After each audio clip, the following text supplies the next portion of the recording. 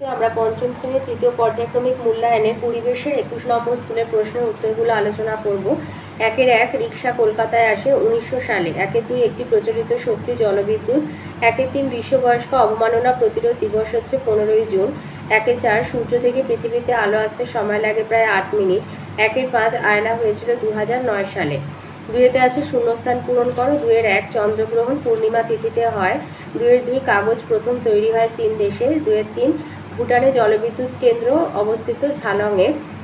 2-4 train ও tram বিদ্যুৎ শক্তিতে চলে। 2-5 পাখির হুইয়া পাখির পালক ছিল খুব সুন্দর। 2-6 বর্তমানে আমাদের দেশের বাঘের সংখ্যা প্রায় 2000-এর কম। 3-এ আছে ঠিক বাক্যের পাশে রাইট আর ভুল বাক্যের পাশে কাটা চিহ্ন দাও। 3-1 আসানসোল রানীগঞ্জে লোহার খনি দেখা যায়, ভুল, ওটা কয়লা খনি হবে। 3-2 কার্বন জমে গিয়ে তৈরি হয় কাঠ, ওটা কয়লা হবে, ওটাও ভুল। 3-3 হরপাবান সমভূমি অঞ্চলে দেখা যায়, পার্বত্য অঞ্চলে, তাই এটাও ভুল। 3-4 বড় গির্জাকে বলে ক্যাথিড্রাল, ঠিক, ছোট গির্জাকে চার্চ বলে। 3-5 চাঁদের নিজস্ব আলো আছে, এটা ভুল। 4-এ আছে স্তম্ভ মেলানো। 4-1 অরণ্য সপ্তাহ হলো বৃক্ষরোপণ। 4-2 সুমেকার লেভি হলো ধূমকেতু। 4-3 ঝালং হলো ভুটান। 4-4 কালো হিরে হলো কয়লা। 4-5 প্রক্সিমা সেন্টাউরি হলো নক্ষত্র। 5-এর দাগে আসি। 5-1 দিয়েছে পথের পাঁচালী, বইটি কার লেখা? বিভূতিভূষণ বন্দ্যোপাধ্যায়। 5-2 পৃথিবী থেকে চাঁদের দূরত্ব 4 লক্ষ কিলোমিটার। 5-3 সুনামি কি? সুনামি হচ্ছে এক প্রকার সামুদ্রিক জলোচ্ছ্বাস। 5-4 কয়লা সৃষ্টি কিভাবে হয়েছিল? মাটির নিচে উদ্ভিদ চাপা পড়ে। এখানে নিচে লিখবে, মাটির নিচে বা তলায় উদ্ভিদ চাপা পড়ে। 1 নাম্বারের এটা, মানে মাটির ওপরে চাপ আর নিচের তাপে ওই উদ্ভিদের গুলো আর কি পরিবর্তিত হয়ে রাসায়নিক পরিবর্তন হয়ে কয়লায় পরিণত হয়েছে।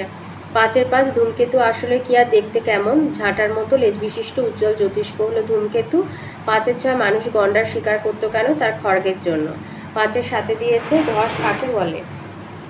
ধস কাকে বলে? মাধ্যাকর্ষণ শক্তির টানে ওপরের আলগা পদার্থের হঠাৎ পড়ে যাওয়াকে বা পড়াকে ধস বলে।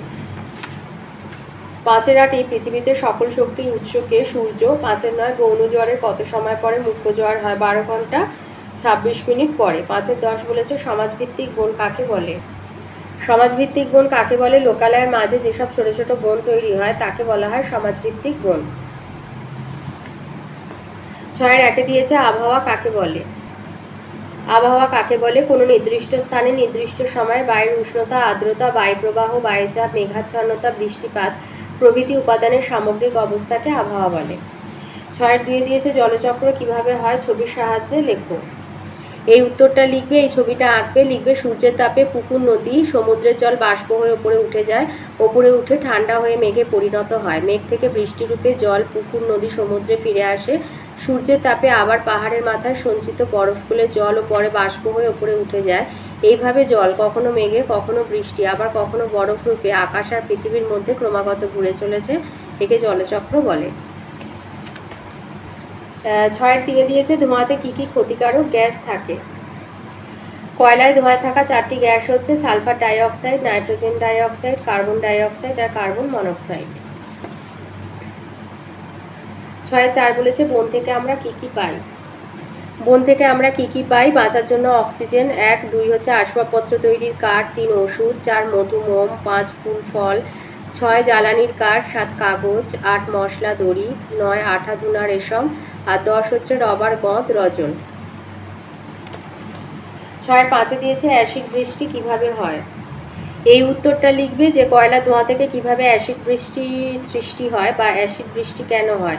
লিখবে কয়লায় ধোঁয়ায় থাকে carbon dioxide, nitrogen dioxide, sulphur dioxide এই প্রভৃতি বিষাক্ত গ্যাস।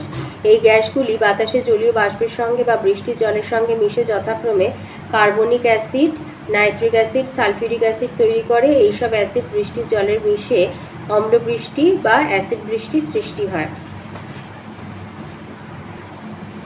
7-1 বলেছে শিশুদের 5টি অধিকার সম্পর্কে লেখো। তো এখানে মোট